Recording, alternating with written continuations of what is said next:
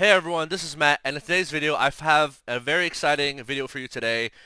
I have a Yu-Gi-Oh! TCG Eldlich deck profile video. That's right, this is for the TCG, not for Master Duel. A lot of people have asked for my TCG list. People have been asking for it since like the Branded Despia format. Yeah, a lot of people have just keep asking me about it. Guys, I'm only going to put out these deck lists when I feel ready and when I feel good about them, right? I'm not going to do it just because you asked me in a comment. And if you ask me in a comment, then you either wait patiently or you look at my uploaded videos and see if I've already posted it. Because, yeah, asking is not going to get you the list. All right. So, why did I choose to drop the deck list now? We recently entered a new format. We have Spright Tearlaments running around. We're about to get a ban list very, very soon. And yeah, the ban list is going to hopefully, my hope is based on my ban list predictions, warp the meta in some way that will kind of reduce some of these outlier decks, right? Hopefully the ban list will hit Haugen Fibrax. Hopefully the ban list will hit the Adventure Engine, right? We have yet to see, but I'm putting out my deck list before the ban list drops because this is the deck list that I actually used to win my locals. So I went to my locals last week. First time going to my locals physically since the Power of the Elements dropped. I've been playtesting mostly online, and then last week I decided, okay, I think I'm ready. I'm going to go to locals, and I went undefeated, got first place. I was surprised by how well I did. And by the way, my locals, not a low competition. A lot of people there go to regionals or top regionals. A lot of people there go to YCSs. So this is not a an easy or like low competition locals. And in fact, there were very few rogue decks at my locals. From walking around, the only rogue decks I saw were there was one player playing a hero deck, one player playing a Mystic Mind burn deck. Everyone else was playing straight up meta. There were branded Eldlich, branded Dogmatika Eldlich. There was Tearlaments. There was Punk Tearlaments. There was Spright. There was Adventure Punk, right? Synchro. Zombie World, Adventure Punk Synchro, like it had all the meta decks that you could expect. I think there was even one DDD player, which I think is still meta. I don't think it's Rogue yet, but maybe I'm wrong. Yeah, there's always at least one DDD player at my locals. Um, yeah, and actually during in my games, I never played a single Rogue deck. All the decks that I personally played against were meta, or like strong, right? And I was able to so I went undefeated. I didn't drop a single match, and actually I 2-0'd everybody except for one game I dropped against a Punk Tearlaments player, and I'll talk about why I dropped that game. But basically, it was game one, and he main decked Harpy's Feather Duster. He set up his board. I set my back row, and then he top decks his Harpy's Feather Duster, and I didn't. I happened to not have Lord of the Heavenly Prison at the time, so he just like blows me out, and I can't really do anything about it. So yeah, that was like the one game I dropped. And by the way, Punk Tearlaments, he went first. He milled a bunch of cards. That one copy of Harvey's Feather Duster could have been milled, but actually he didn't mill it, and in fact he just drew it in game three. Sorry, in game one on turn three of game one for game, and then yeah, I scooped there. But I ended up beating him in game two and three, so it did not matter. So as part of this video, I will also be talking about what changes you should do based on speculative ban list changes. Right. So if the ban list does change in some ways that I expect, I'm gonna tell y'all about some changes that you can make to this deck to adapt to that ban list change. I'll also give you some alternative cards that I've been playtesting online that were pretty decent, and also some side decking options. But anyway, so let's get into this video. So we have my Eldlich deck here. So we do use so if you're playing Eldlich, you got to use the Dragon Shield gold sleeves, right? You're playing the Golden Boy, you got to use the gold sleeves for the main deck and the side deck, and then for the extra deck, I highly recommend you use this is Dragon Shield Crimson, right? Because look at Eldlich, right? He's a Golden Boy. He's a Golden Boy with there's a lot of gold in his artwork and like the Golden Land stuff, but also a lot of crimson, right? Or like scarlet or whatever they want to call it, right? So yeah, so definitely run the gold sleeves if you can, and the crimson sleeves. There will be a link in the description for this playmat, don't worry. As for my field center, I bought this off a random dude at my locals. I have no idea where you would get it otherwise. probably just Google it, right? Is all I could tell you. But yeah, I'm playing. This is a recent Field Center that I got. I'm still a Dark Magician player at heart, so yeah, I'm always gonna simp, be a big old simp for the Dark Magician girl, and so anyway, let's get into the deck profile. So, starting with monsters, we have 2 copies of Eldlich, the Golden Lord. That's right, 2 copies is all you need. Do not run 3. Running 3 is wrong. I'll play the trip video millions of times. You'll never be able to convince me otherwise that 3 is good. And people might say, oh, what about, Eldlich getting banished? There's Spright smashers that can banish Eldlich. There's, a lot of people are maining DD Crow because of the Tearlaments matchup, to take out the Tearlaments cards, right? What about DD Crow?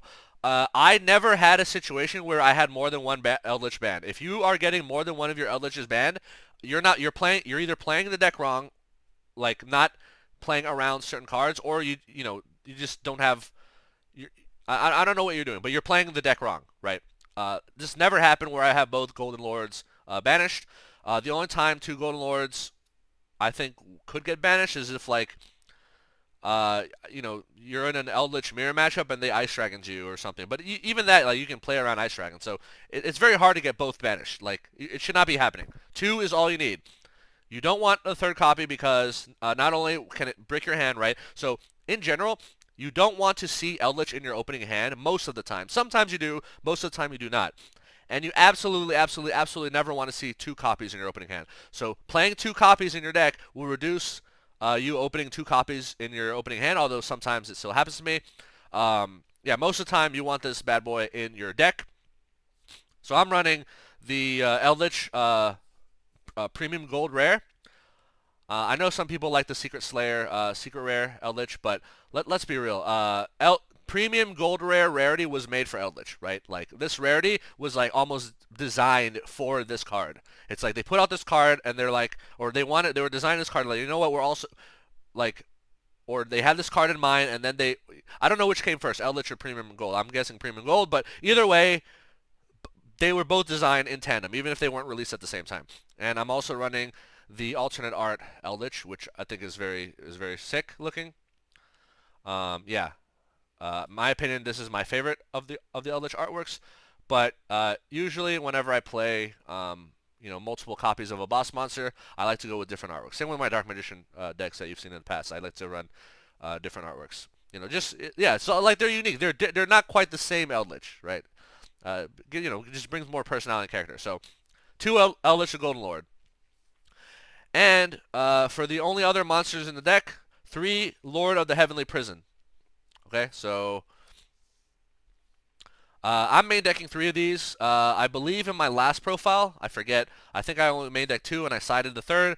Nah, we're main decking 3. Yeah, it's hard once per turn. Yeah, it's a little bricky if you draw more than 1 in your opening hand, but it's such a good. Its effect is so good. It's really hard to not open or not have this in your opening hand. Like, I feel like every game where you open this card, you just win. Going first or second, game 1, game 2, game 3, doesn't matter. I feel like this is a win more type of card, right? Because not only does it protect your back row, but it puts up 3k body on the board. By the way, so this card cannot stop Red Reboot, but it can activate in response to Red Reboot, assuming Red Reboot was set, right? And yeah, and also in general, like whenever you summon this to the field, you can search a spell trap from the deck, right? So this card is amazing. Please pick up 3 of these if you haven't.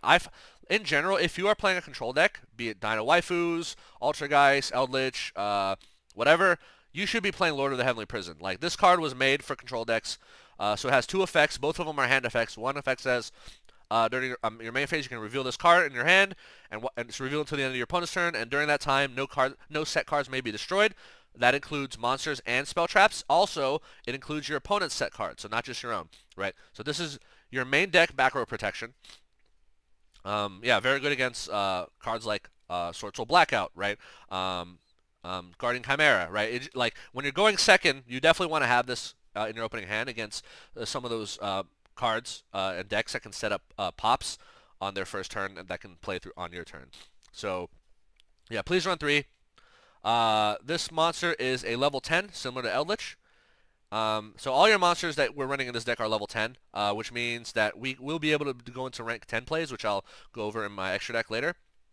But yeah, I never side this guy out anymore. Like even going first or second, I feel like because of uh just how many pops you have, like yeah, you can always just go first. Also, uh another thing about if I guess if you ever get both your Eldritches banished, which shouldn't be happening, this guy is a pretty good boss monster. They're a 3K beater. You set him with like skill drain or like goes and match, and you just beat him over the head with 3,000 attack over and over until you win, right? So, um, the only unfortunate part is that this monster is a dark, whereas Eldritch is a light. So if you ever have Gozen match up, you cannot have both on the field at the same time. But that's okay because most of the time, just having him in your hand revealed so your opponent can't pop cards is good enough. And if your opponent does out your Gozen or like out your Eldritch, you always have the option of just summoning this guy instead, right? And then Eldritch in the graveyard can always remove Gozen if needed, right? So yeah, really powerful. Um, and since both of their effects, these effects are in your hand, um, so the second effect is, you know, if a set spell trap card is flipped, on resolution on a new chain, you can activate the hand effect, summon it to the field, and if you summon it to the field, while it's revealed in your hand with that effect, you can search a spell trap, right? However, if this card is not revealed in your hand, you can activate it to summon it to the field anyway. So why does that matter? So in one of the games, I was against Tearlaments, who cited heavy Backrow removal, right? I had two of these guys in my hand. So I used one to reveal itself. The other one was face down, right? And then I forget. I flipped a spell. And then on my opponent's turn, you know, this was revealed.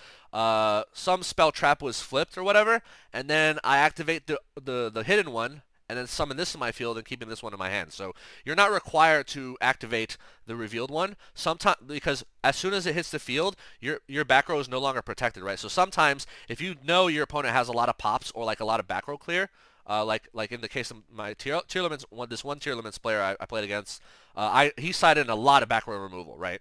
Then I decided, you know what? I'm gonna activate this Lord, summon it, and then this Lord is still revealed in hand, protecting my back row. So sometimes you do that. Obviously, if you do that, you don't get to search a spell trap, which is, you know, from your deck and set it. But that's okay because the main reason for doing that is keep my back row protected and get a 3K body on the field.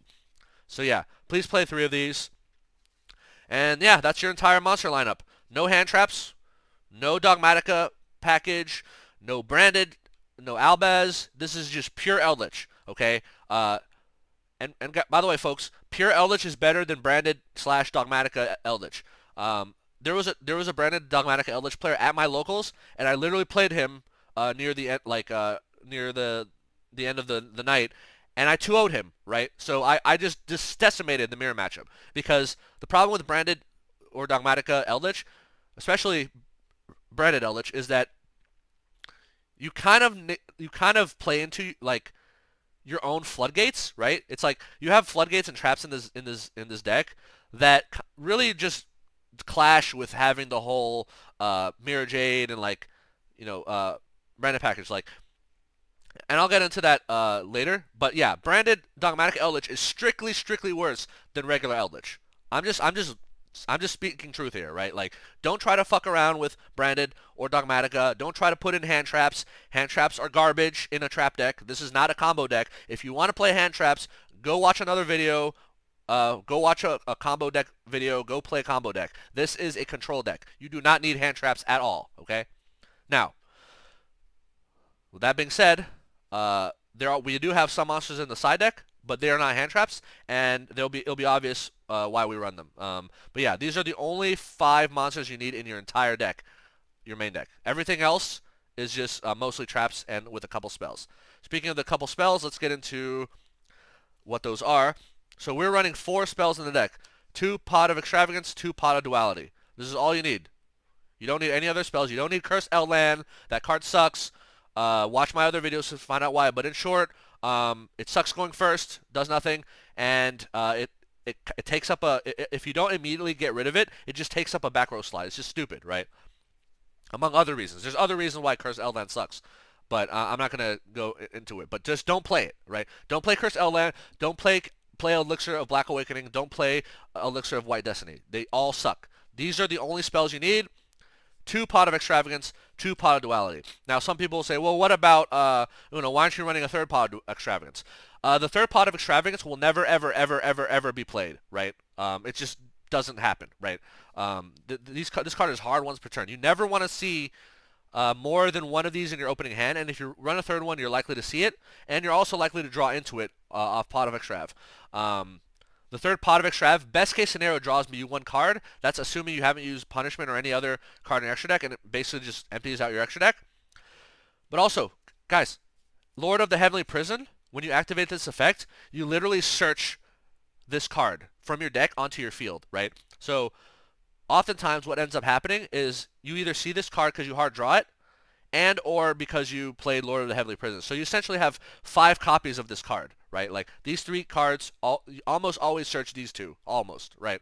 So like, you know, oftentimes there'll be games where I hard open one copy, I play it, I draw 2, I use Lord. On my opponent's turn, I summon Lord, I search the second copy, and then I've gotten 2 copies of Extravagance. Like, this card is amazing, right? Like, Lord with Extravagance. And as a result, you don't need a third copy. You really don't, right? So, yeah, 2 copies is fine, and I like 2 copies of Duality because these 2 cards are not mutually exclusive. You don't lock yourself into drawing anything. So yeah, typically, the ideal case is like, Extrav, you play Extrav first, and you play Duality, and you get all the advantage and all the cards that you could possibly ask for. And unlike a third copy of Extravagance, so if we had a third copy of Extravagance, right, instead of, let's say we didn't have a Duality or whatever, right, then there would be a very high odds of having 2 pot Extrav, relatively speaking, right, which is a brick because you can never play, you know, on the same turn. Whereas drawing 1 Extrav and 1 Duality is good because you can play both of them on the same turn, right? Very unlikely you draw both Dualities on the same turn. Very unlikely you draw both Extrav if you have 2 of each, right? So the magic number for ratios in this deck is 2, right? Okay, we are not a combo deck. We are a control deck. What does that mean? So combo decks, the point of a combo deck is they really, really, really, really want to see their 1 or 2 card combo starters, right? As often as possible. So they always run 3 copies of everything, right? Because, like, you know, it's not really a brick if they draw like all 3 of their copies of their starters because they only need 1 of them to start their combo, and then the rest can be discard fodder or whatever, right?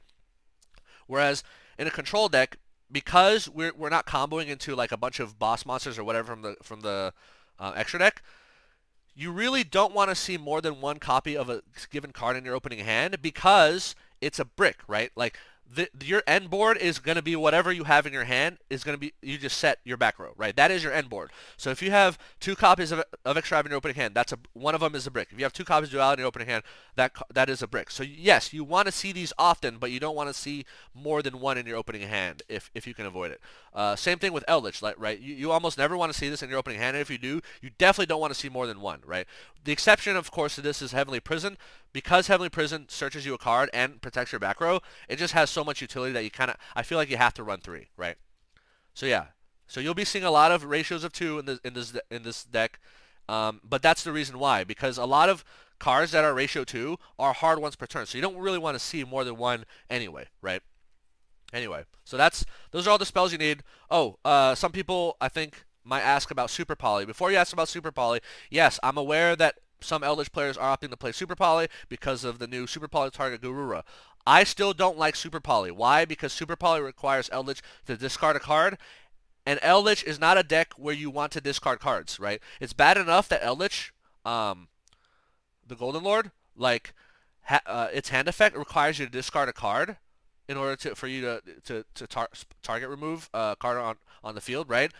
Like, that's the only time you should be discarding. And you know, that's because you kind of have to, right? But you want to avoid discarding as much as possible, right? So, yeah, no Super Poly. We are not playing Super Poly. It is unnecessary. We can perfectly fine break boards without Super Poly. We don't need it. All right. So, those are the only spells. Don't play any more than that. You should be fine. All right, let's get into the traps. So, your trap lineup. So, the rest of this deck right here is all trap cards, okay? So we have the Eldlich package. 3 copies of Elixir Scarlet Sanguine, 3 copies of Conquistador, 2 copies of Huaquero. Now, this is the standard Eldlich ratio for your Eldlich engine. Always 3 Sanguine, right? 3 Conch and 2 Huaquero have been standard for a long time. Some people are saying now that you should run 3 Huaquero because of the decks now are more and more utilizing their graveyard. For example, Tearlaments gets hard wrecked by Huaquero, right? Huaquero is very good against Branded Despia. Huaquero can hit the enemies like toads, right? The frogs. Totally awesome or whatever. So if you want to run a third Huaquero in your deck, I won't blame you. Right? But I was able to win and top and go undefeated with this standard ratio. Like, remember, all these cards are searchable, right? And the thing is, like, yeah, Conquistador pops cards on the field. Like, popping cards is always good, right? But you might say, oh, but you don't really want to... But in general, if you're playing Tearlaments, you don't really want to pop their Tearlaments monsters because their Tearlaments monsters have graveyard effects, right? But you definitely want to pop their field spell. Like, the Tearlaments field spell absolutely has to go. Like, you don't want to have to deal with that. You go into a matchup where they play Mystic Mine. You definitely want to pop Mystic Mine. That's what you need 3 Conquistador for, right? So we're still leaving Conch at 3. Huac, I'd be okay with you going to 3 if you'd like. I think that the deck already functions at 2. But yeah, feel free to go to 3. One thing about Elixir of Scarlet Sanguine is that it's a normal trap, so it can be searched by Trap Trick. We do run 2 Trap Trick in this deck, so we really have 5 copies of it. So Elixir searches all the Golden Land traps. The Golden Land traps always search Elixirs. So the thing is, if your opponent has like a DD Crow, by the way, these 5 Golden Land traps, they can only activate their effects in their search effects in the graveyard in the end phase. Whereas Elixir can be any phase of the game. So if you're in a matchup where your opponent tries to DD Crow your Elixir, or maybe they have you're playing Philanderies and they use Philandery Street to try to banish Elixir, you can literally chain Elixir to banish itself for cost, right? And then dodge that, right? Similar on the end phase, like these all banish themselves for cost, so you can dodge like banishing effects if the phase is right or if it's played right. So yeah. This is the ratio. This is a magic ratio you need. Don't mess with this too much, other than possibly adding a third Huaquero. I would be okay with adding a third Huaquero. I just don't think it's necessary right now. So maybe later in the year when the Xyz cards come out and we start having Tearlaments basically take over the format completely, then maybe we can start thinking about going to 3 Huaquero. But for now, 2 is all you need. Next is the normal traps. So I'm going to go through the normal traps. These are all traps that can be searched off Trap Trick. 3 copies of Torrential Tribute. So I know I just made a big spiel about how most cards are 2-ofs. However, Torrential Tribute is a good exception because this card is not hard once per turn. You can, if you draw 3 Torrential Tributes, in your opening hand, all 3 Torrential Tributes will do something or can do something, right? This is like one of the best cards in your deck. It's so amazing. You should always run 3. There's never a reason to run fewer than 3. Although sometimes you may want to side this out against Tearlaments because again, Tearlament monsters when they're destroyed on the field, they go to the graveyard and their graveyard effect is problematic, right? So in the Tearlaments games that I played, be it especially pure Tearlaments or like Danger Tearlaments, maybe not Punk Tearlaments, I sided out Torrential Tribute against the Tearlaments matchup. Although against Punk Tearlaments, I would keep it because they still have like other cards, but like the Punk engine and like the Brone, Halki Fibrax, etc. engine. A cool thing about Torrential Tribute is that you can literally trigger it in the battle phase by literally summoning one of your Eldlich or Golden Land monsters. So in the battle phase, so maybe you can let them set up your board sometimes, right? Their board. They go battle phase, right? You summon like maybe a Huaquero, maybe a Conch. You summon something using one of these cards, and then when it hits the field, you Torrential, right? Keep in mind, however, that Torrential, very important, says when a monster is summoned, right? So that means if you use Conquistador or Huaquero, right, attempting to trigger Torrential, do not activate their effects, right? So these summon themselves as monsters and then use an effect. So Conquistador, if you have Eldlich on the field, summons as a monster and then pops a card on the field. Huaquero summons as a monster and then banishes a card from either graveyard. So yeah, you don't want to use their secondary effects if you're planning to Torrential. So if you want to Torrential and you summon Huaquero, do not use the pop effect. If you summon Huaquero planning to Torrential, do not use the banish effect because you will not be able to use Torrential Tribute. Another cool thing about Huaquero and Conquistador is they can be used on your own cards, folks. So remember before I talked about like playing around, getting your Eldlich banished? Let's say they try to let's say they try to Ice Dragons your Eldlich in the graveyard, right? To banish with the Eldlich on the field. Like what you can do is literally you can summon Huaquero and banish your own Eldlich, like because Ice Dragons targets, right? Or let's say they have Spright Smashers, right?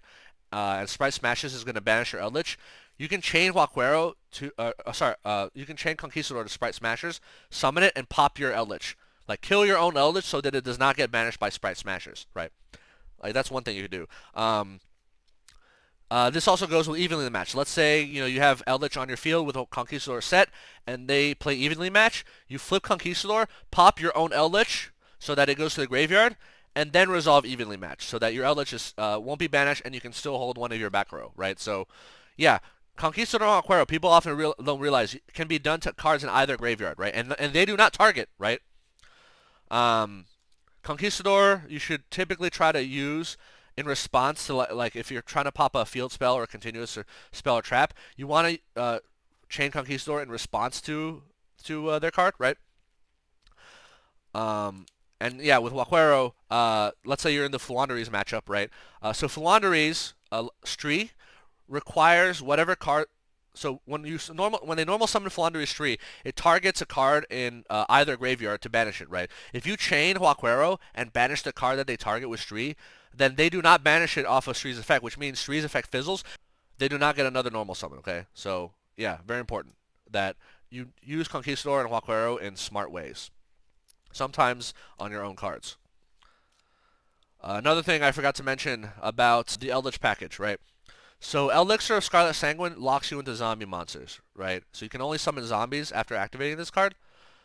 And Lord of the Heavenly Prison is a rock, right? So if you have Lord and you flip Elixir, Lord can no longer summon itself to the field unless they Ash or Bell this, right? So only if Elixir resolves can you are you locked into zombies. If Elixir does not resolve because its effect or activation was negated by like whatever, then you can Lord of the Heavenly Prison. Otherwise, you're locked into zombies and you cannot Lord.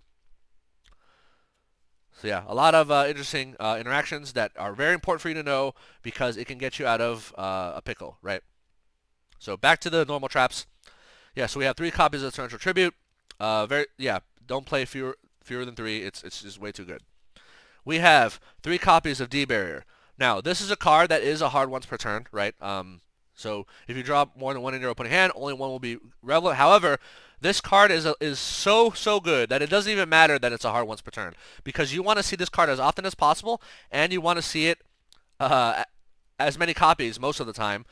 And the reason because it literally just shuts down an entire deck sometimes, right? Like, so this came up. So I only saw this card at this locals where I won against Tearlaments. Bro, you flip this against Tearlaments and Call Fusions, their turn is over. They literally can't do anything, right? This is also true about in Branded Despia.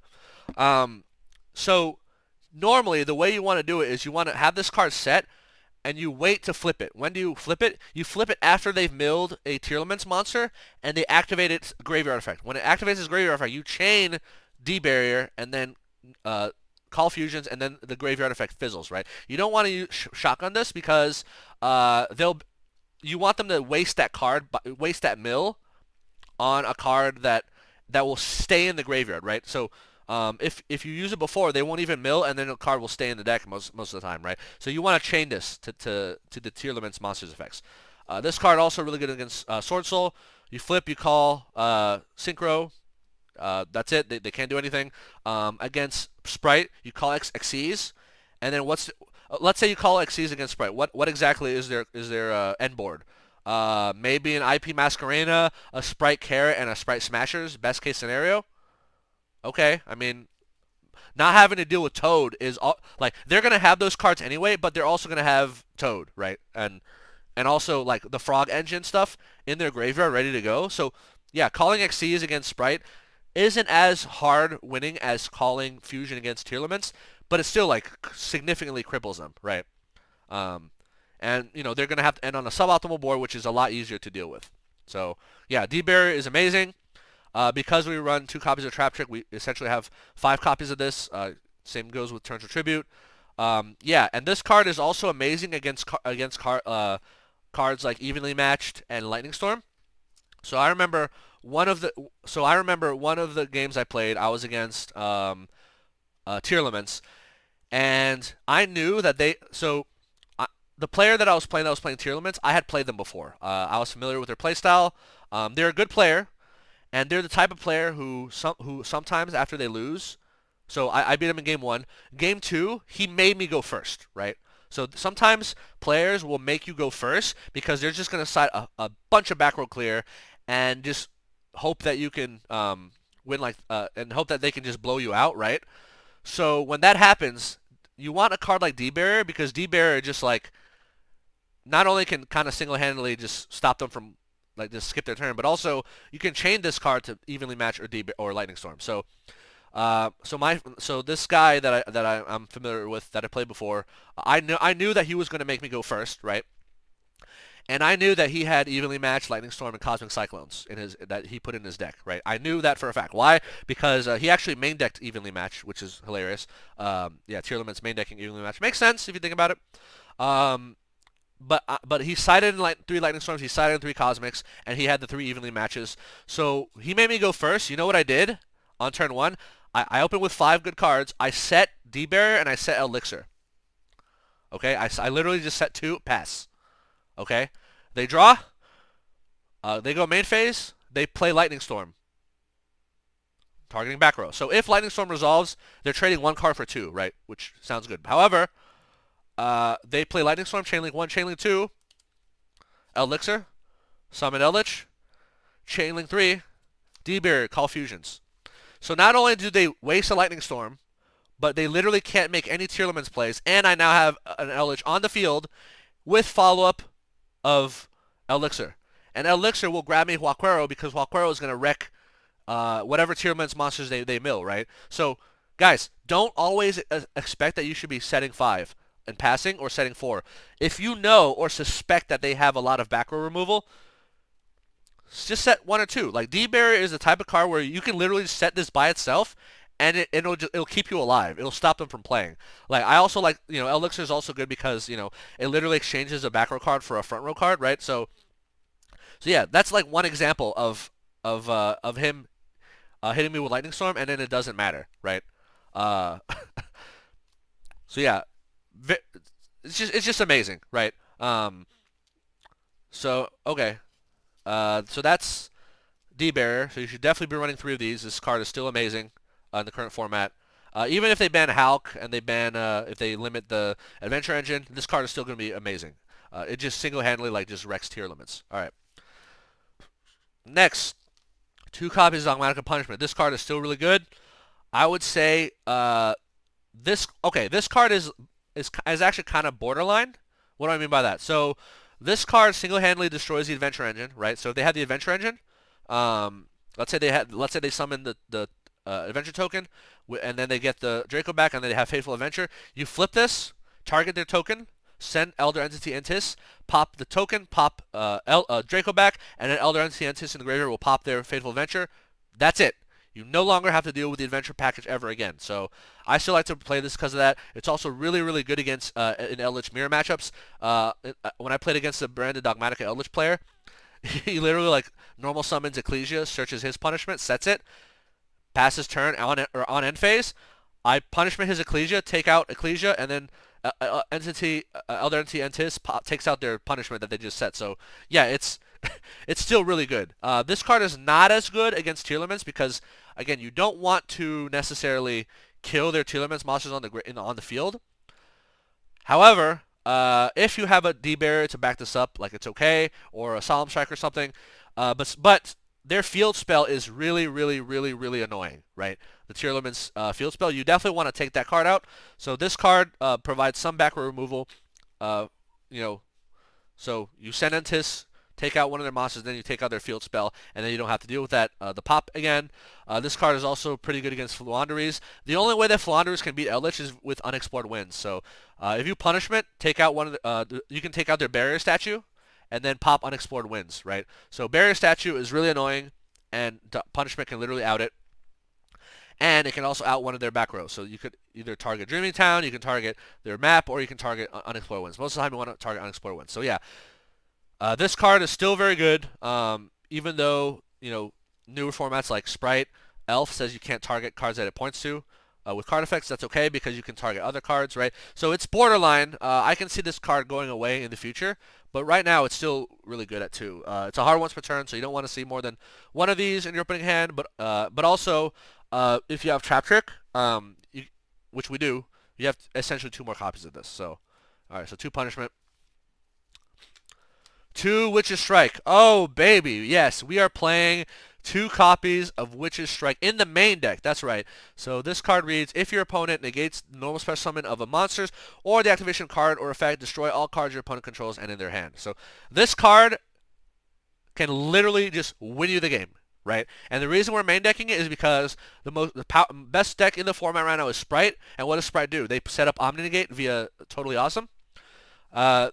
Other decks that are not as powerful, like let's say Punk, Synchro, or Adventure, right? Baron de Fleur negates the activation. Griffin Rider negates the activation. So any cards that negate the activation on a new chain, you can literally just flip this and blow out their hand and field. Okay? So this card is still worth being 2 in the main deck. It's not a hard once per turn, technically. If one gets negated, you can activate the second, right?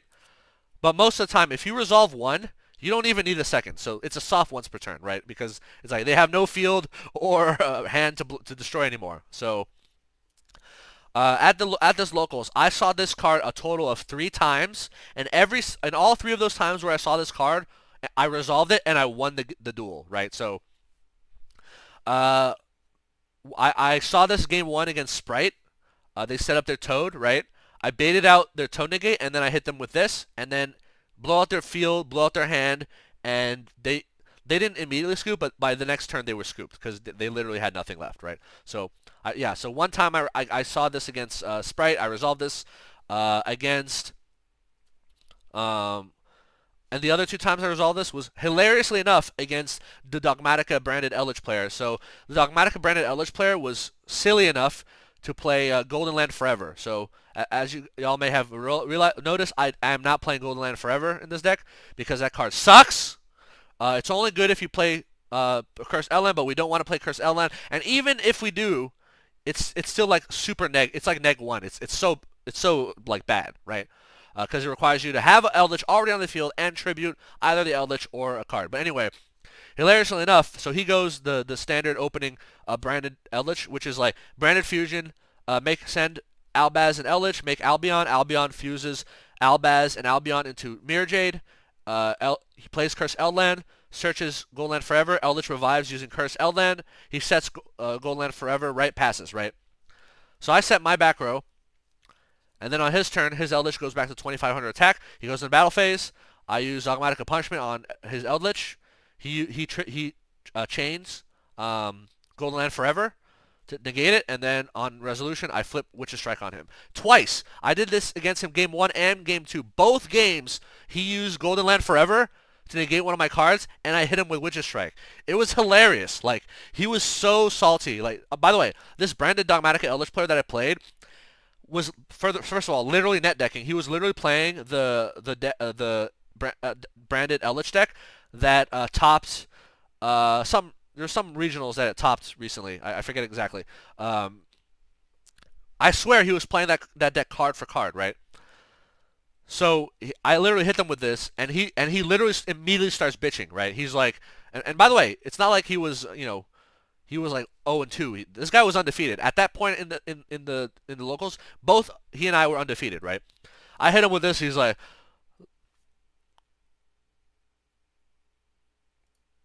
he immediately starts bitching like, oh, going to locals, people playing cheese and, low competition, blah, blah, blah. He literally just starts bitching nonstop after I hit him with his Witch's Strike, right? and then in game 2, I hit him again, right? And then he still complains about playing cheese and, like, how locals isn't competitive. Like, bruh, you just lost at locals with your net decked branded Eldlich deck to a fucking Witch's Strike twice, right? It's like, okay, I hit you with it once, and you're like, okay, maybe in game 2 I'm gonna be more conservative. I'm not gonna use Golden Land Forever, right?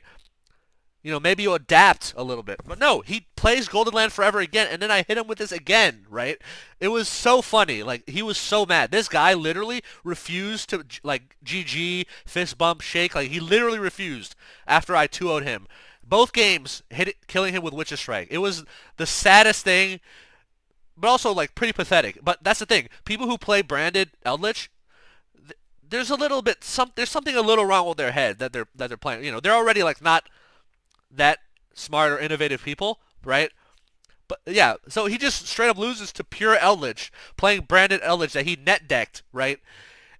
I don't know. It was really satisfying. It's always satisfying to beat Cyberse Eldlich or branded Eldlich or any bastardized hybridization iteration of Eldlich that is not pure trap Eldlich. Will always lose to pure trap. Always, always, always, always lose. And it's not even better against like combo decks. So yeah, and I even told him, hey, maybe you want to consider running Witch's Strike. You know, just because of, you know, it's a good card, right? And he's like, oh, that's a good one, right? He literally like scoffed at me like, oh, this is a cheese card. This is like a bad card. Why would you ever play this card? Bruh, I literally hit you with it twice, right? Like, if you knew that this card would resolve 100% of the time that you saw it, wouldn't you want to run it in your deck? Think about it, right? Like, 100% of the time I saw this card at locals, which was only 3 times to be fair, I won. I resolved it and I won. Like, so why wouldn't you play this card? So, I don't know. Like, yeah, it doesn't do anything against Tearlaments because Tearlaments does not set up an Omni Negate, but Tearlaments is also like a much worse deck, in my opinion, than Spright right now, right? Because it has major consistency issues and like RNG issues, which will get resolved a little bit by the Xyz cards, but, you know. So yeah, so right now, I main decked in this because I expect to see a lot of Spright and I expect to see a lot of Punk Adventure still. So surprisingly, there were the most popular. So I guess not surprisingly, the most popular deck at my locals was Spright, followed by Tearlaments. However, the Tearlament decks went further in the tournament. So I was surprised that a lot of the Spright players lost early, especially to the Tearlaments players. Like all the Tearlaments players that I beat a Spright player to get there. And I also beat a Spright player to get, like, my very first game matchup was against Spright, and I 2-0'd, right? So, yeah, I would still run this because Totally Awesome still exists, and because the Adventure package is still super consistent, and because Baron de Fleur is still turboed out against, actually, against Punk Tearlaments. He did set up Baron de Fleur, so I could have Witch's Struck him if I had it. So that game, I didn't have Witch's Strike, I had Trap Trick. So I was planning to Trap Trick into Witch's Strike and blow out his board in hand. However, he actually used his Baron Negate on my Pot of Extrav. So I played Pot of Extrav thinking that, oh, he's not going to Baron Negate Pot of Extrav, right? Because that's his only negate. No, but he actually Baron Negates. And I'm like, okay, I don't get my draw 2, so I'll just set my 4 and then pass, or my 5 and then pass. So he goes into his turn with no Baron Negate, and I just blow out his board just normally, like using like, I think I use like, I forget, but I just blow out his board without Witch's Strike, but still, like, I had Trap Trick set, so I could have gone into Witch's Strike had he saved his Baron Negate. So yeah, Punk Tearlaments, which in my opinion is currently the best iteration of Tearlaments. Although I guess we just saw at the European Championship, the player who won was a Danger Tearlaments. Yeah, so Witch's Strike, really good. If you want, I suppose you can side deck these. Like, let's say if your locals, like, nobody's playing Toad or nobody's playing Adventure, yeah, you can side deck these, I suppose. I want to say, like, so if Tearlaments does take over the format, if Toad Adventure does get banned, or maybe this ban list, let's say, you know, the Adventure engine gets limited to like 1 each, 1 right, 1 Enchantress, you know, and like you start seeing it a lot less often, yeah, I can definitely see these 2 cards moving into the side deck. So yeah, if you feel like there's just nobody's putting up negates at your locals or something, or like you're just not encountering Omni negates or like activation negates, then yeah, you can side these out. And what would you put in instead? Rivalry of Warlord. Why not? 2 more Floodgates. So, or Needle Ceiling if you prefer. But yeah, keep in mind that this can only activate on a new chain if it negates the activation. If your opponent negates the activation of a card, not the effect. So Spright Carrot negates the effect, does not negate the activation. Therian King Regulus negates the effect of a card, not the activation. Ash Blossom negates the effect of a card, not the activation. However, Ghost Bell does negate the activation, so if they Ghost Bell your Elixir or whatever, you can literally hit them with Witch's Strike. So keep this in mind. For me, I've been having a great time main decking these, but I can totally see if maybe your locals nobody's playing negates or everyone's playing Tearlaments with no Punk Engine, then yeah. Maybe Hulk gets banned on the next list. We see Baron de Fleur less often. Then yeah, feel free to just side these out and put them in whenever you're up against any deck that has negates, because this will single-handedly win you those duels. And then put in another card, like maybe double Needle Sealing, maybe double Rivalry of Warlords. But I'm going to keep these for now. And I think that if you're having a similar experience at your locals as me with like Totally Awesomes and Adventure Engine and Baron de Fleur, blah, blah, blah, then yeah, this card is definitely worth keeping around. So, yeah, 2 copies of that. And finally, the last 2 normal traps, 2 copies of Trap Trick. I've mentioned this a number of times before. So, funny thing about the Trap Trick is that, so if your opponent, if you know your opponent's gonna black Backrow clear your list. So let's say that you have like this set, and these are hard ones per turn. So that's why we're running 2 of these. These are hard ones per turn. You don't want to see more than 1 in your opening hand. You set 1, right? Your opponent goes into battle phase, like straight, like basically you know the evenly match is coming. One thing you can do is flip this before they play their evenly match, like start a battle phase, flip this, grab D barrier. So I literally did it against my Tearlaments player, right? Like the Tearlaments matchup.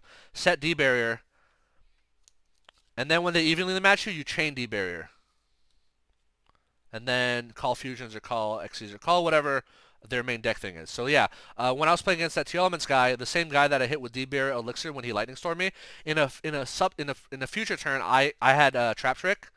So in that first one, I hard drew D barrier, so I still had 2 more copies in my deck, right? So because I knew he had evenly match, I set Trap Trick, and I think like 1 Elixir spell trap or something. I forget. I had 1 other trap, right? He goes straight into battle phase.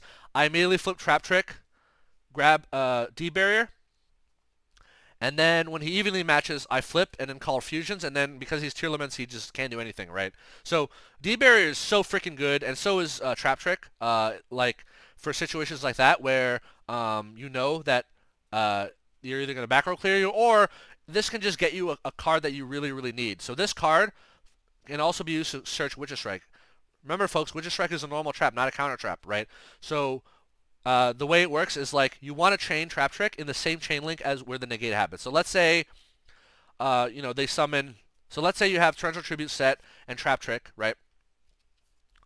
So you have these 2 set. Your opponent summons, does the adventure stuff, summons a token, summons Griffin Rider. You flip Torrential Tribute on summon of the Griffin Rider.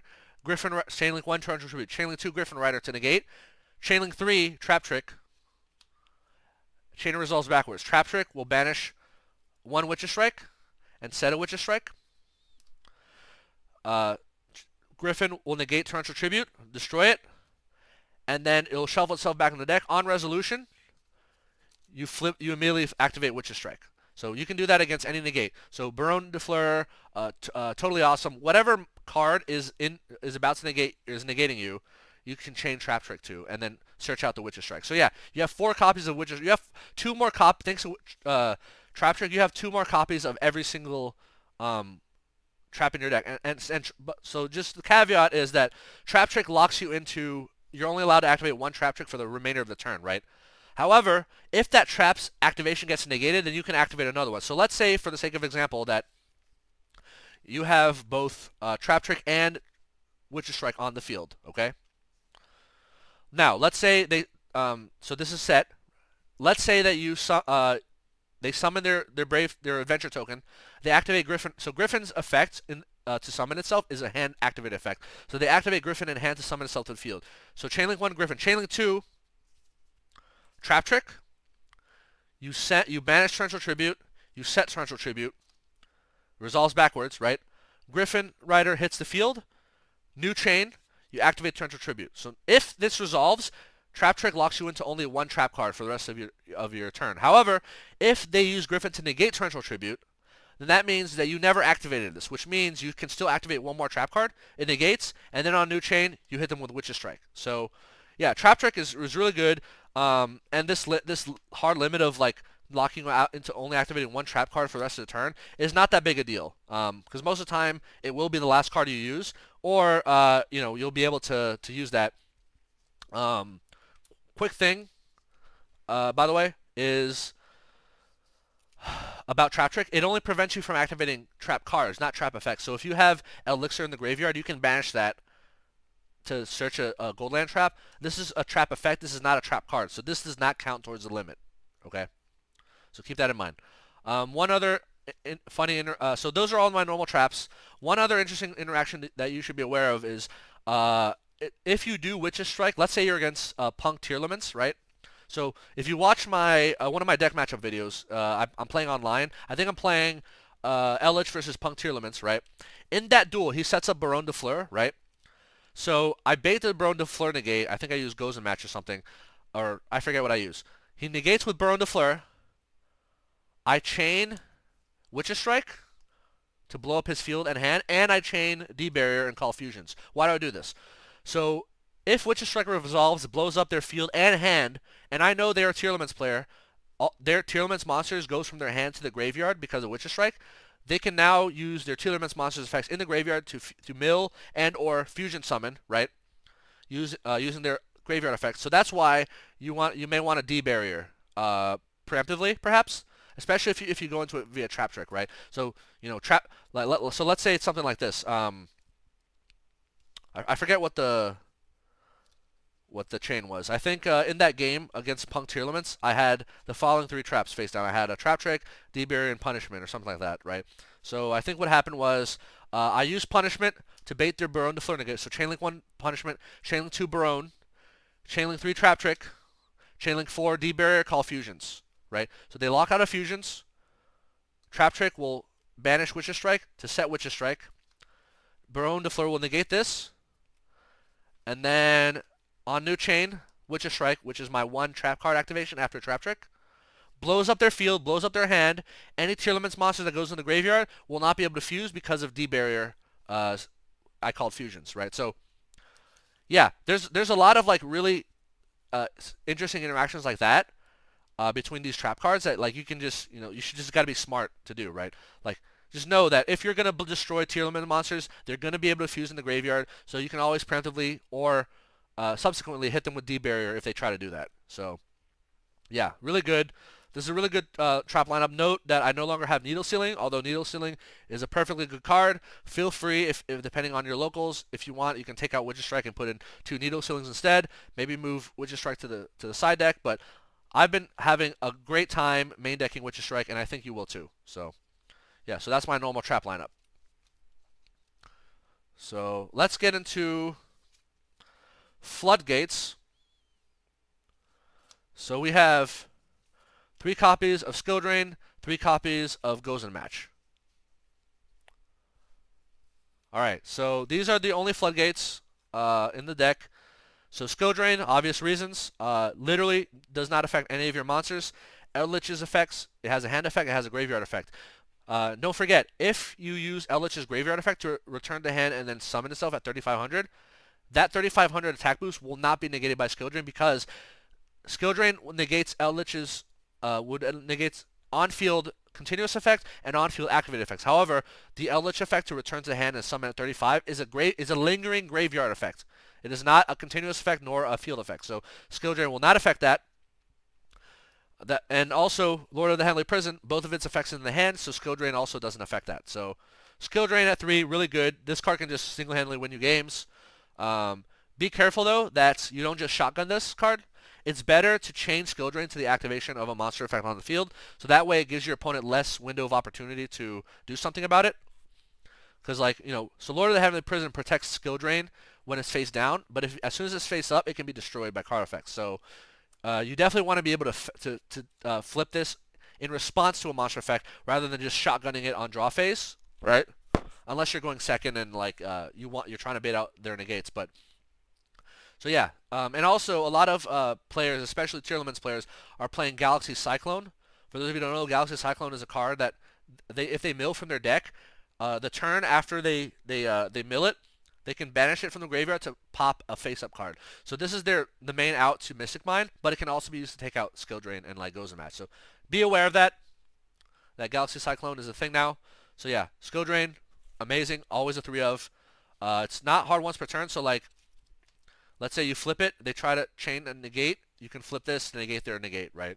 So yeah, you can just chain this to like any of their monster negates, Baron de Fleur, Griffin Rider, to basically like just cancel that negate and prevent the first card from getting negated. Goes in match. Hits every deck. Hits Spright. Sprites uses darks, uses waters, uses lights, uses fires, right? Hits Sword Soul. They use every attribute, right? They use dark, they use earth, they use light, they use wind, right? Water. So yeah, mandatory 3 of. And in fact, this also hits Branded Eldlich. Oh, you have a Mirror Jade and Eldlich? Okay, now you only have Eldlich, right? Yeah, this does conflict with Lord of the Heavenly Prison and Eldlich, but it doesn't matter because Lord's main purpose is to protect your back row, right? So you don't even care about that. Also, these floodgates are good ways to trigger Lord of the Heavenly Prison. So let's say, they pass turn or they don't do much on their turn. On your end phase, you can literally flip Skill Drain or flip Goes in Match, just so you can trigger Lord and summon it to the field and get a search. And you'll almost always be searching Pot of Extrav off of Lord of the Heavenly Prison. Oh, by the way, speaking of Lord of the Heavenly Prison, so let's say you ran out of Pot of Extrav and you can't search anymore. What else do you search? Well, you can search Pot of Duality, but only if you don't plan on special summoning that turn. Or you can search out Elixir if you don't have any of your Eldritch Engine pieces. Or you can search out Trap Trick, because remember, whatever card you search off Lord of the Heavenly Prison will be banished at the end on your end phase, on your next end phase. But if you Trap Trick, you can literally set it and then flip it and then set a new card that will not get banished on the end phase. So yeah, very good interaction there. You almost never want a Lord of Heavenly Prison to a Floodgate because it's just going to go away, like at the end of your turn. Yeah, Goes in match really good. What about Rivalry of Warlords? Where's Rivalry of Warlords? So, Rivalry of Warlords, people are saying is really good. The last like 3 national major tournaments won in Yu-Gi-Oh! Have all been won by Rivalry of Warlords, right? Rivalry of Warlords is a good card. In fact, feel free to run like 2 of them. Like, you can run 2 Rivalry of Warlords in place of like 2 Witch's Strike, for example, in the main deck. I just feel like Goes in match is better. And what about against Tearlaments? I actually use this against against Punk Tearlaments, Goes in match wrecks them, right? Because the Punk engine is Earth and Lights. The Synchros are like winds or whatever. Hulk is a water, right? All the Tearlaments are fire, except for the Rhino Heart or whatever. Is a water, right? But even against pure Tearlaments, like I remember in this last locals, my opponent, my non-punk Tearlament, like my regular Tearlament's opponent, he summons Rhino Heart, who's a water, by the way, activates effect, he mills a card, activates the card effect to fusion summon. I chain Goes in match. He's locked into waters. All his fusions are darks. So yeah, Goes in match is like, if he has Rhino Heart, which is, by the way, their best starter, normal summon, that they have, Goes in match just kills their turn, right? Yeah, I understand that they have lots of darks, so they can play around it, but you can catch them by surprise, and like if they summon Rhino Heart and have no dark monsters, and just say sorry, no dark monster for you, you're stuck on waters, right? And then their turn is over. So yeah, you could argue that Rivalry is better against Tearlaments matchup, but again, Punk Tearlaments is really good. If you want, yeah, you can swap out maybe 2 Gozens for a Rivalry, or if you want to keep 3 Gozens and add 2 Rivalries, again, feel free to take out Witch's Strike. Witch's Strike is, could very well be a side deck option, depending on your locals, right? But for now, I don't think I need to have Rivalry. And by the way, when we go into the Ishizu cards, so at the end of the year when the Ishizu cards come out and Tearlament starts playing Ishizu, guess what? The Ishizu monsters are all Earth, right? Whereas the Tearlaments engine is water with a bunch of darks. So yeah, Goes in match will still hit that. So if they if they summon an Ishizu monster, they're going to be locked into Earths, so they won't be able to fuse like anything. So yeah, Goes in match, in my opinion, still the best Floodgate for you. Also, once we get into the extra deck, you'll see that Goes in match gives you more opportunities to make plays via your extra deck that Rivalry of Warlords does not. But again, Rivalry of Warlords is perfectly fine. If you prefer to run Rivalry, go for it. I would, if you want to run both, I would say 3 Goes and 2 Rivalry. I think Goes in is more important than Rivalry in the current format. The reason a lot of those YCS or whatever decks won running Rivalry is because they couldn't run Goes in. But if they could run Goes in, they would, and Goes in would be more effective. So, yeah, I use Goes in against the Spright player, because he has fire, he had a dark, he had a water, he had fire, and basically Goes in says you can only keep one of them, right? So if he keeps Toad, he loses Carrot. He loses whatever. And also, most of the Spright plays are via Dark Monsters. So let's say you're going first against Spright. They use blue, right? Blue can search Carrot, or they can search a Jet. And then you immediately flip Ghost Match, and they're locked into Darks, right? So they can't summon Carrot. They can't summon Toad. They can only do Dark plays, which means they can only go into like a Gigantic Spright and or IP Masquerena. So Ghost and Match can severely hinder Spright as well, especially since Spright is mostly Thunder monsters. Yeah, Rivalry can hit them because Toad is an Aqua, right? So Rivalry can hit Spright, but I feel like Gozen hits Spright harder. So yeah, so these are the 3 Floodgates. These are all I needed. I was able to win, go undefeated with just these 6. But yeah, if you really want Rivalry in your deck, feel free to add 2 Rivalry. That would be a good decision. Okay. So those are my Floodgates. Now, counter traps. We have 3 copies of Solemn Strike. That's right. Always a mandatory 3 of in every control deck. It's not hard once per turn. It's really good. And 2 copies of Draco Utopian Aura. That's right. I'm running the Draco Utopian Aura. So this card is okay. It is a counter trap. And it's basically another copy of Solemn Strike, right? So what we read, it says, when your opponent activates a monster effect on the field, negate the activation. If you do, destroy that card. Then you can apply the following effect. The bonus effect says, banish a monster from hand. If you do, special summon a monster is destroyed, but negates the effect. So honestly, that is not, that second effect doesn't matter for us because we almost never do it. You're mainly doing it because it's a monster negate that's a counter trap, right? However, Draco Utopian Aura, unlike Solemn Strike, is hard once per turn. So you can only activate 1 per turn. So you don't want to draw more than 1 in your opening hand because 1 will be a brick. That's why we have this at a ratio of 2. Funny story, I never drew this during the locals. So never came up. So I don't actually know if it would be effective. Although I have been playtesting online, and online it has been effective. That's why I kept it right for locals. But yeah, literally never came up. I just didn't draw it. That's just the way it is, right? Feel free, if you're not that big a fan of this card, instead of swapping out Witch's Strike, take these out and put in 2 Rivalry of Warlords. That's okay too, right? Or 2 Needle Sealing. So yeah, if this card isn't doing enough for you, or you think you prefer to have more Floodgates, take these out, put in 2 Rivalry of Warlord, and you'll be fine. So yeah, this is your counter trap lineup. Solemn Strike is amazing because it's not hard once per turn. It does cost life points, unlike Draco Utopian Aura. And this can stop monster effects, not just on the field like this guy. This can also stop hands. So if you Elixir and they ash you, you can literally chain Solemn Strike and get your Eldlich out if you want. If they try to DD Crow your Eldlich stuff, you can Solemn Strike, stop DD Crow, right? If you want. In the Eldlich matchup, one thing I like to do is if their Eldlich is in the graveyard, they send a trap card to revive Eldlich. You chain Solemn Strike and negate the Eldlich, right? That's one way I like to negate Eldlich. Again, in the mirror matchup. Yeah, Solemn Strike is just an amazing card. You should always be running 3. Never side this out. Never play fewer than 3. Also, this can just straight up stop summons of monsters. So they summon Access Code Talker, you immediately Solemn Strike, Access Code gone. Whereas Draco Utopian can only chain to monster effects. It cannot negate summons. So this does nothing to Access Code. This can completely decimate Access Code Talker, right? By just like preventing it from hitting the field. This is also good against Sky Strikers.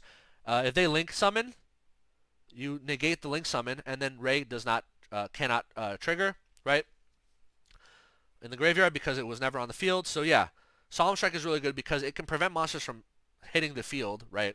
In the first place, because a lot of monsters have effects like, oh, if it goes from the field to the graveyard, do a thing, right? Or leaves the field for whatever reason.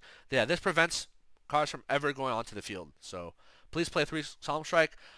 Yeah, I've been trying these out. These have been fine, but yeah, you're perfectly welcome to switch to Rivalry. But I like this card a little bit better because this card can protect my Witch's Strike and my other Floodgates. So recall that, so let's say they have Toad and Spright Carrot, right? Toad negates the activation, Spright Carrot negates the effect. So you cannot Witch's Strike after Spright Carrot, right? So if they negate you with Spright Toad first, your Witch's you have to Witch's Strike if they don't have any other activation negations. But if you do Witch's Strike, they can now Spright Carrot and negate the effect of Witch's Strike. However, if they Spright Carrot first and then they Spright, they totally awesome. Then you can Witch's Strike. However, this card can protect Witch's Strike as well from resolving. So like, you know, let's say they do negate you with Toad first. You Witch's Strike. They try to negate you with Carrot. You flip Draco and then or Solemn Strike and it goes through, right? So yeah, I like this card. It's been really useful online. Another thing about Solemn Strike is if you're against a Tearlaments matchup, what you want to do is you want to Solemn Strike their graveyard effects, not their on-field effects. So if they summon Rhino Heart and activate its effect, do not Solemn Strike Rhino Heart. Do not Solemn Strike Rhino Heart. Do not Solemn Strike Rhino Heart. You want to Solemn Strike whatever Rhino Heart mills. Rhino Heart. So let Rhino Heart go through. They're going to mill a monster, and when their monster activates effect in the graveyard to fuse, then you hit them with Solemn Strike, because the graveyard effect way more important than their field effect. And you're only helping Tearlaments players by sending their monsters to the graveyard by card effect. Ideally, you want to attack over their Tearlaments monsters. You don't want to destroy by card effect. So keep that in mind.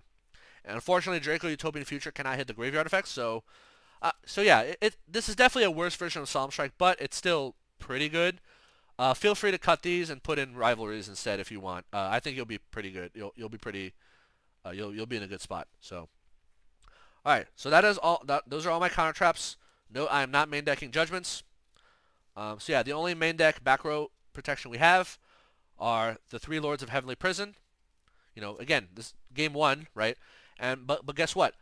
Your pot cards can draw into your Lords. So really, you have 7 ways to getting to your back row protection in theory, right? So yeah, that's the main deck. Yeah, don't try to mess with these ratios too much. They're pretty good. With the exception of Walquero. Walquero to 3 I think is acceptable. So yeah, that is the main deck, folks.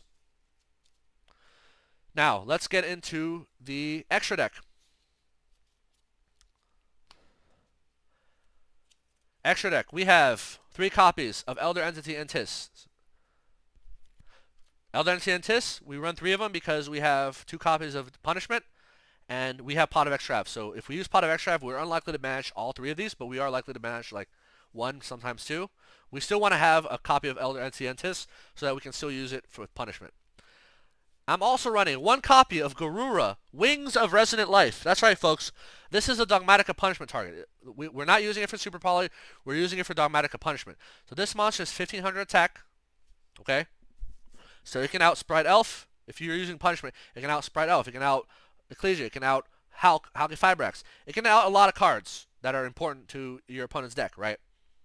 So sometimes, you know, with Entis, we send Entis because we want to pop 2 cards. What if they don't have 2 cards to pop? Or what if their board is just really weak? Then you can just send Garura. When Garura goes to graveyard, you can draw a card. So yeah, if you just want to draw a card, send Garura. This never came up. I never used Punishment with Garura, so it never actually came up. But I just thought it was funny to tech this in. So I used to run Psy-Frame Lord Omega. I took that out because I feel like after DPE disappeared, Psy-Frame Lord Omega lost a lot of value, right? Because Psy-Frame Lord Omega was one of my outs to DPE. I literally like send Omega and then shuffle their DPE back into their grave. Now that, you know, Omega doesn't really do much, although Omega can help you recycle your cards back into your deck in theory, I decided, you know what? Sometimes I'd rather just have a draw 1. You know, it might come up, it might not come up. But yeah, if you think that 1500 attack is too low for Punishment, feel free to put Omega back. That's fine. I just thought it was funny to like try out this new card. Never came up, but yeah, it can draw you a card. You know, it is what it is. So those are all my fusion monsters. 1 Synchro monster, Wind Pegasus Agonister. This card is still really good. Its graveyard effect says when your opponent destroys one of your cards, banishes from the graveyard to bounce one of their cards back into their deck. Still really good. So if you don't need to pop 2 cards via Entis, you can send Pegasus instead, and then you have a future bounce. So still really good to have. I would not cut this. Xyz Monsters. 1 Constellar Pallades, rank 5. 1 Super Dreadnought Rail Cannon Gustav Max. 1 Super Dreadnought Cannon Juggernaut Lieb. So Constellar Pallades is your 1 rank 5. So you can make this by using your Golden Land traps. So 2 Walqueros or a Walquero Conquistador, whatever, because all these trap monsters are level 5s, right? So yeah, you can Xyz them into Pallades. Pallades can detach a material as a quick effect to bounce a card on the field back to the hand. So this is really good. Just generic. It's a 2500 beater, and it's a light monster. So if you have Gozen matchup, you can make this guy. 2500 beater, can bounce cards. Always good, right? Super Dreadnought, Rail Cannon, Gustav Max. This card is an Earth. You can make it, it's a rank 10, you can make it using Eldlich, 2 Eldliches, or Eldlich with Heavenly Prison. Basically, this enables OTKing, right? So if you have an Eldlich on the field at 2500 and an Eldlich on the field at 3500, 25 plus 35 is 6000. Main phase 2, you make a Rail Cannon, detach 1, burn for 2k, you win the game. That's 8k damage, right? So, yeah, really good for OTKing. Obviously, it's an Earth, so if you have Gozen match, you can't summon it. However, let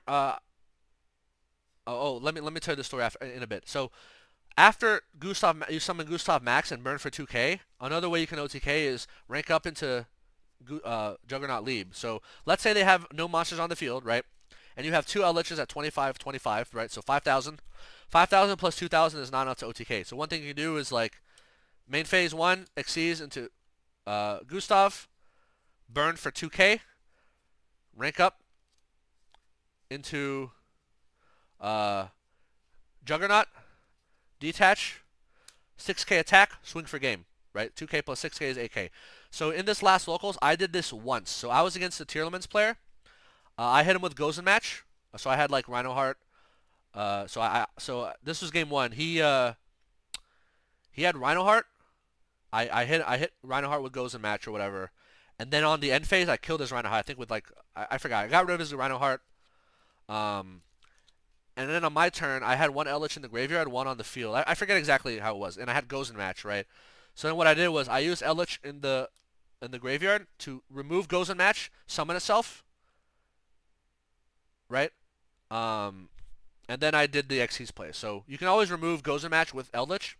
You can also remove skill drain. So against the Spright player, game 2, I killed him with Rail Cannon because so Spright starter, if you don't know, burns for life points, right? So game 2 of the one of the Spright games I played, they used all 3 Spright starters, and each time they used Spright starter, they burned for like 1,000 something damage, right?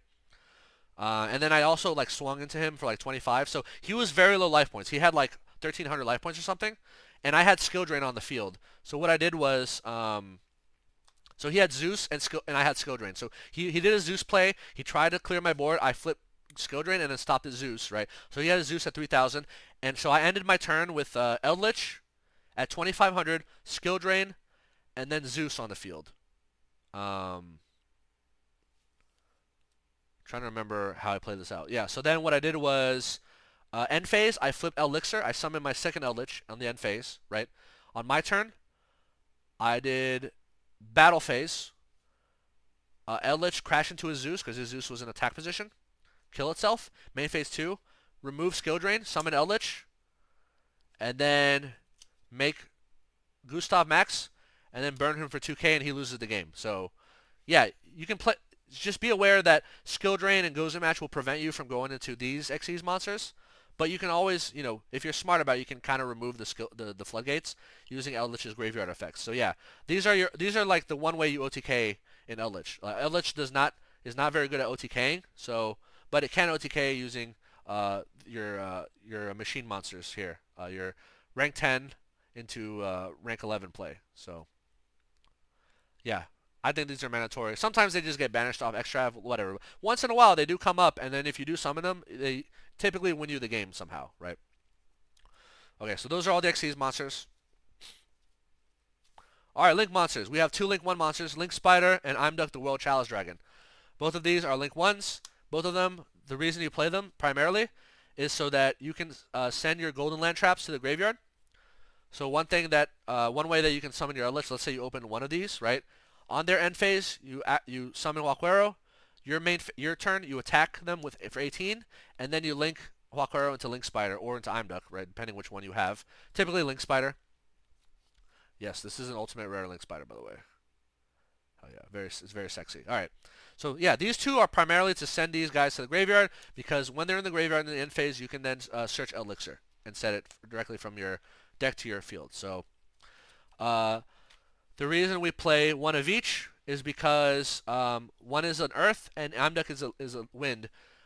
Amduck being a wind is important because we do run the Wind Charmer, and if we make an access code play, we have one additional attribute we can have in the graveyard. Right, Link Spider's an earth, Amduck is a wind. So one of each. You should definitely be running these. Let's say you don't own Link Spider, then run two Amducks, like whatever. Ideally, you should have one of each. So those are the Link 1s. Link 2s, we have Lina the Light Charmer, Wind the Wind Charmer, and Dark the Dark Charmer. So we run Lina for obvious reasons. It's a light monster, and most of our monsters are lights. So one way you can get your Eldlich into the graveyard so that you can revive it at 3,500 is literally link off Eldlich with one other monster to make her, and then you can revive Eldlich at 3,500, so you have more attack power. If they have any powerful light monsters in the graveyard, like let's say they have Nibiru because they discarded it for some effect, maybe they have Chisao, maybe they have Invoke Mechaba, whatever light monsters they have, even Effect Veiler, which I don't think they should really ever use against you. Lina can just revive, and then it can help you link climb. So Lina is great for helping you OTK, for helping you get your Eldlich, make your Eldlich stronger. Also, she's 1850 attack, so let's say they have a hand trap in defense mode, they set Ash in defense mode, she can attack over Ash or like Ghost Bell, right? And then your Eldlich can swing for 35. So yeah, so she's really good. Why do we run Dark the Dark Charmer? Because Dark monsters are still one of the strongest in the game, and yes, this is a Starlight Rare Dark. This was in my Dark Magician deck. Now it is in my Eldlich deck. The main Dark monster might be linking off is Lord of the Heavenly Prison. We only really want to do this if they have a stronger monster in their graveyard that we want to steal, or if we want to link climb into like access code or something. So yeah, Lord is your only path to link climbing up to Dark. Wind the Wind Charmer, another link climbing thing. However, you can only make it with a wind monster. What wind monsters do you have? The one I just showed you, Imduck, is your only wind monster. So the way to make Wind the Wind Charmer is you link one of your Golden Land traps in Imduck, and then Imduck links with another monster to make Wind. So why is Wind good? Because Wind can revive. Wind monsters are like, so the top 3 best monsters in the game by attribute: Darks, Lights, and Winds, right? So we have coverage for all 3 of them.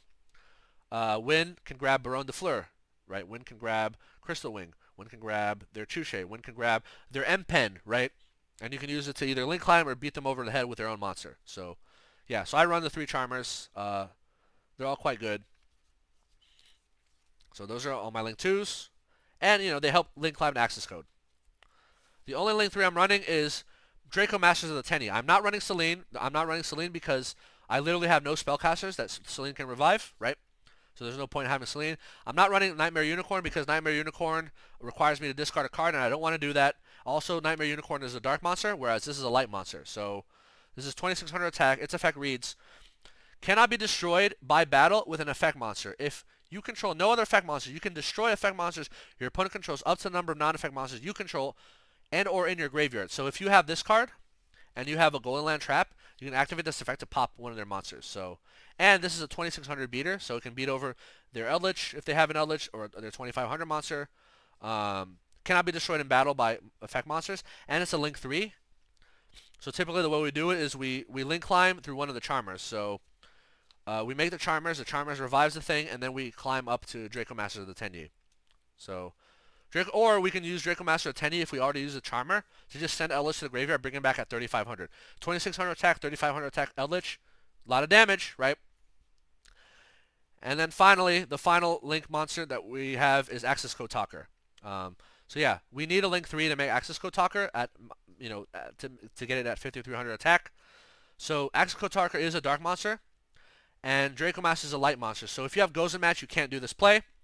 However, Gozen Match will let you make Lino and will let you make Draco Master. So Gozen Match gives you more flexibility, more than Rivalry anyway, because this is a worm, right? Lino's a spellcaster. So yeah, Access Code Talker is just, this did not come up this last locals. It did come up in the previous locals I attended. Yeah, this is just like, I want to win the game. Just swing for game, blow up their board, swing for game. You have enough attributes, right? You have an earth, you have a light, a wind, and you have a light. So you can pop up to 3 cards on their board, right? Oh, and I guess you have a dark if you went through dark the dark charmer. So there's also that. So yeah, access code talker, just very standard. I mean, sometimes you don't even see this. Sometimes you might banish it off Xtrav. That's okay. It's still a good card to have, just to have the option, right? Sometimes it comes up, and it can get you out of tricky situations. Like this is a 5300 beater, so sometimes they have a bit beat stick you can't out, and this is one of your ways. So you have two ways of outing big monsters, either access code talker or Juggernaut Leeb. So these are the main two ways to out big monsters in your deck, if they're not affected by card effects. So yeah, so that's the whole extra deck. I wouldn't really cut anything. Again, if you want to change Garura, put back Omega, you can. If you want to run Zeus, you can. I just never use Zeus. But if you do want to use Zeus, maybe cut one of the Charmers, maybe cut Dark. I don't know. So yeah, extra deck. Most of the time, just fodder for punishment and Xtrav. Finally, the side deck. So we run 3 copies, the Going Second Special, 3 copies of Lava Golem, 3 copies of Winged Dragon of Ra Sphere Mode. Yeah, you're going second. All 6 of these cards go in, 95% of the time. Unfortunately, I only have 1 Ghost Sphere Mode. I want to get 2 more. However, the price of Sphere Mode has been going up lately, so I bought this one before the price spiked, and then the price started going up because of Spright, and then the Ultra Rare started going up, and the Ghost Rare started. So the Ghost Balls are more expensive. I'll get one eventually. I'm just going to wait for the price to settle down a little bit. But yeah, these cards are amazing. If you're against Flonderies, do not side Lava Golem because you cannot Lava Golem if they have Barrier Statue. But you can Sphere Mode if they have Barrier Statue. So against Flu, only put this in. Against most other decks, except for Tearlaments, I would say Tearlaments, they don't make boards that are that many monsters. Definitely Lava Golems for Tearlaments, right? Because if you Lava Golem their Tearlaments monsters, their graveyard effects do not activate. Sphere Mode against Tearlaments, they very rarely have 3 monsters unless they're the Punk. If they're the Punk variant of Tearlaments, you definitely want to run Sphere Mode. So normally what I do is if I'm against Punk Tearlaments, I keep Gozen Match and I side in Sphere Modes as well as Lava Golems, right? If they're not playing the pure if they're not playing Punk Tearlaments, if they're just playing like regular Tearlaments or Danger Tearlaments, if they're playing Danger Tearlaments, you definitely want to Sphere Mode. If they're playing no Danger, just pure Tearlaments, you want to not have Sphere Mode most of the time. But you do want to have Lava Golem, and you also want to take out Gozen Match. So Gozen Match against regular Tearlaments and Danger Tearlaments not as strong. Gozen Match only good going first against Tearlaments. Going second, much worse. But yeah, Lava Golem is always good against Tearlaments, any variant. Sphere Mode, I would say only against Danger Tearlaments, Xyz Tearlaments, or Punk Tearlaments. Pure Tearlaments probably don't want to Sphere Mode. But it's up to you. It's your call. Pay attention in game 1 how many monsters you're putting on the board. If they actually put 3 monsters, then yeah, you can go ahead and Sphere Mode. Sphere Mode, like Giga wins against all 6 of these cards. Giga win against Spright matchup. So the one Spright player that I told you about that I Witcher struck him in game 1. Game 2, he made me go second. I literally sided all 6 of these in. I Sphere Moded his board. He ended on like Spright Elf, Toad, IP Masquerena, and I think like Spright Red or something. And I literally just said, bam, tribute IP, tribute Toad, tribute Spright Elf, and then his board is just broken from there. And then later on in the game, that same game, because game 2 was a little longer, I did Lava Golem him at one point. Like he brought out like Spright, Gigantic Spright, and like one other card, and I did Lava Golem him. So yeah, always put these 6 cards in going second against Spright. Always, always, always. They will always be alive. Like their boards are always full of monsters. Against Punk Adventure or Punk Synchro, you also want to side all 6 of these in. I would say if you're against pure branded Despia, only put in Lava Golems. If you're against branded Despia Tearlaments, you want all 6 because they're gonna have more monsters, right? Against Flu, only Sphere Modes. Against let me see, what other matchups am I missing? Just play it by ear. See how many monsters are actually summoning, and then side in just Lava Golems or Sphere Modes, or just side in accordingly. most of the time just side in all 6 because it's just good, right? So yeah, this is the going second special. By the way, if you have a Ghost Sphere mode that you're willing to part with, and you want to sell it to me at a good deal, like 80% TCG player or whatever, hit me up in the comment section, and we'll make something happen. Yeah, I'm looking for 2 more Ghost Balls.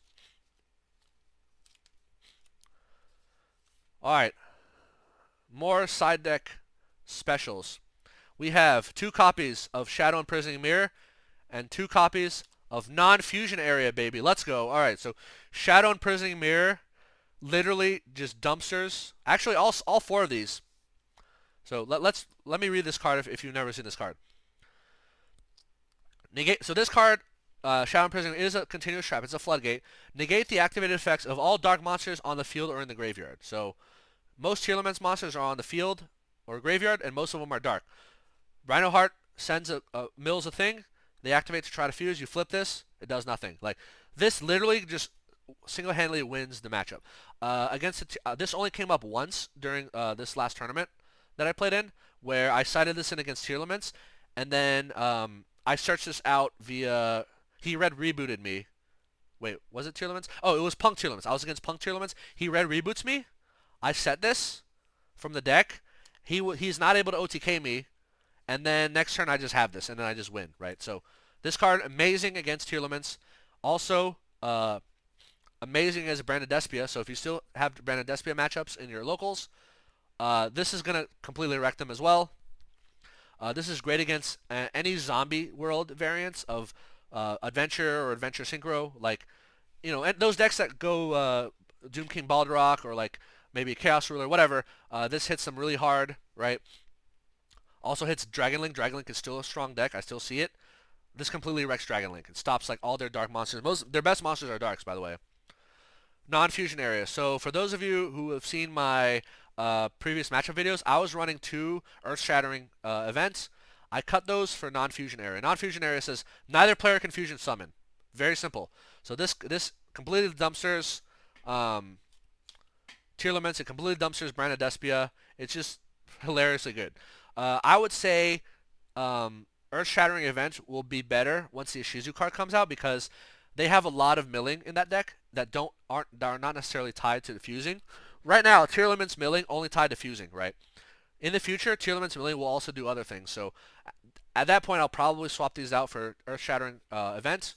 Also, Earth-Shattering Event can hit more decks, can hit Math Mech, right? Can hit any decks that mill, can hit Dragon Link. Non-fusion area doesn't do much against Dragon Link, right?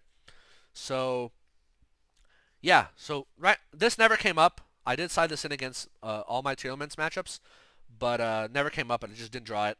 If you don't like this card, or if you're not really seeing Tearlaments, feel free to cut this for like Rivalry of Warlords, right? Yeah, Rivalry of Warlords also good against Branded Despia, right? Also good against certain matchups. But yeah, feel free to cut this for Rivalry. I just felt like Gozen had enough coverage, right? That I was okay running this.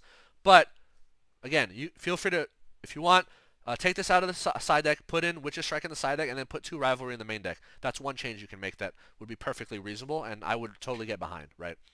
Yeah, I just think that these are just hilarious. From playtesting, whenever I saw non-fusion area against like Tearlaments or Branded Despia, auto win, right?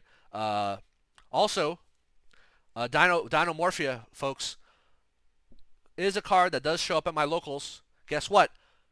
Loses to non-fusion area, loses not Shadow Imprisoning Mirrors. So this is also really good against Dinomorphia. This last locals, I did not play a Dino waifu deck, but the previous locals I did. So yeah, I would say definitely keep Shadow Imprisoning.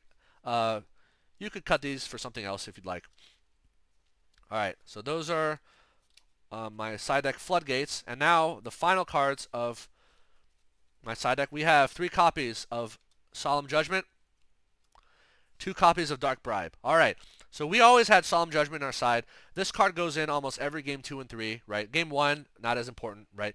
But yeah, you know so against the one Tearlaments player I told you guys about, where I knew he was going to make me go first, I sided all 3 of these in.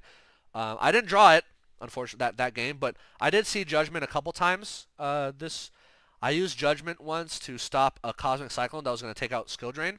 Normally, I wouldn't recommend Judgmenting on a Cyclone, but in this case, I needed to keep the Skill Drain on the field but most of the time you just let it go, right? Whatever they Cosmic Cyclone, you usually don't want a Judgment, but in some situations you do. I recently added Dark Bribe, so for those of you who don't know, Dark Bribe says when an opponent's spell trap card is activated, your opponent draws one card. Also negate the spell trap activation, and if you do, destroy it. So this is more back row. So Judgments are back row protection, stops evenly match, stops Lightning Storm, stops Twin Twisters, right? Dark Bribe can also do that. So the reason I decided to put in Dark Bribe, first of all, note, I no longer have Heavy Storm Duster. I took out Heavy Storm Duster because I'm seeing way less Flaunderies players. Heavy Storm Duster was great against Flaunderies. Dark Bribe is also pretty good against Flaunderies. Judgment shits on Flaunderies, as we all know. And I also haven't been seeing that many Eldlich matchups where Heavy Storm Duster is like necessary, or back row deck matchups in general. So I just cut Heavy Storm Duster for now.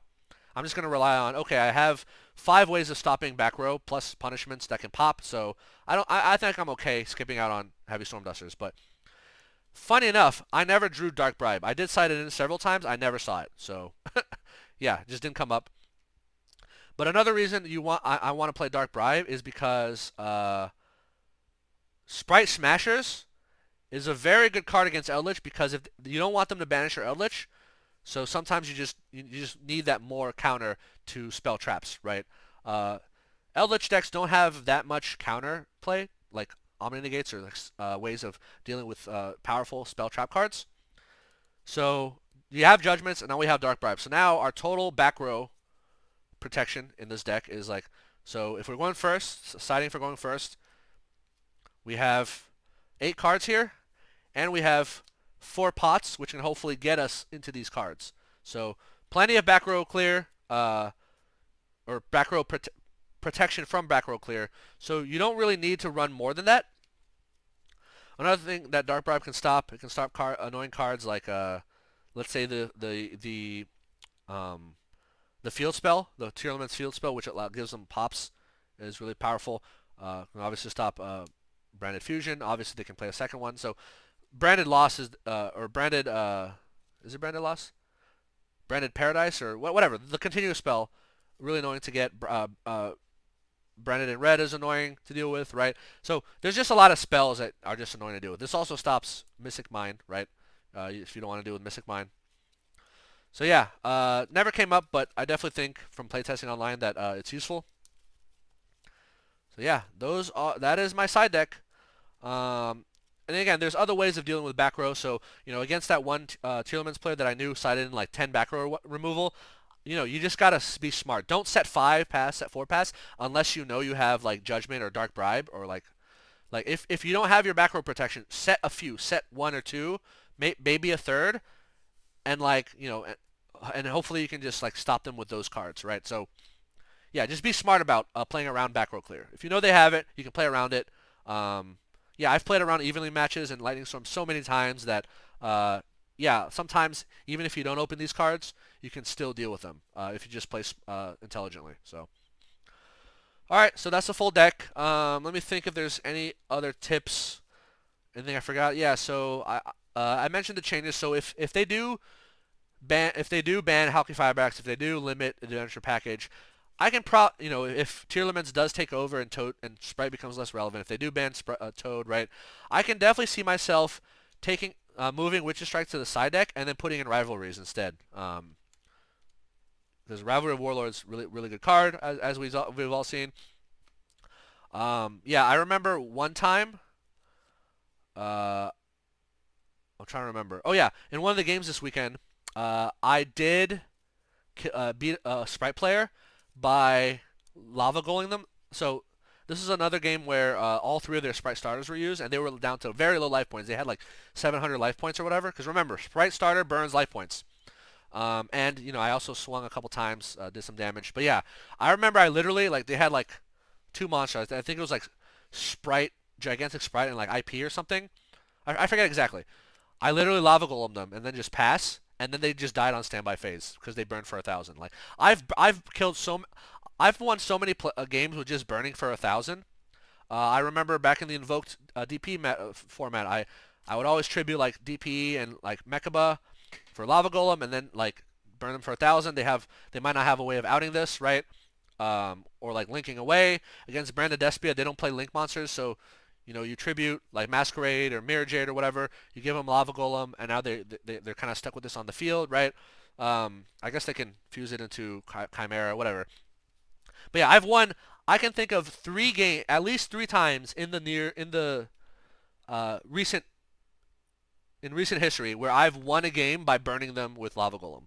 Um, Hilariously enough, especially again, like if you have Lava Golem and or Sphere Mode, if that's the only monster on their field, and you like shotgun goes a match against them, they're trapped. They're stuck on fires or they're stuck on divine monsters, and then they literally just have to burn and pass turn. Like they can't do anything, right?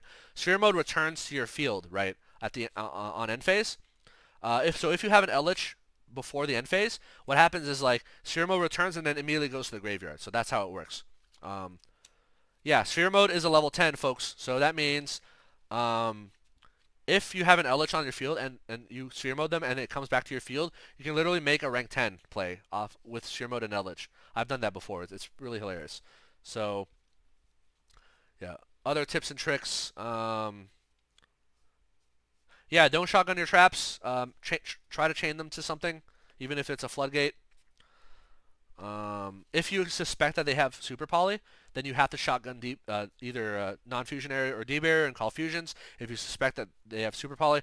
So thanks to the new Garura monster, you can now be Super Polyed using Eldlich and one of your golden land traps. So if you like hit them with Conch, they can Super Poly these two into Garura, which is not a big deal because again, you want Eldlich to go in the graveyard. You want this to go in the graveyard because this comes back at 35, and then this searches a card. So it's not even that big a deal. Oh yeah, important thing to note about Lord of the Heavenly Prison is that, remember, this card protects your opponent's back row as well.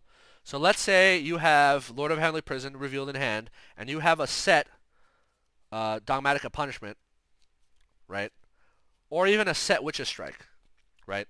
So let's say on end phase, you activate Punishment, you pop a monster by sending Entis. New chain.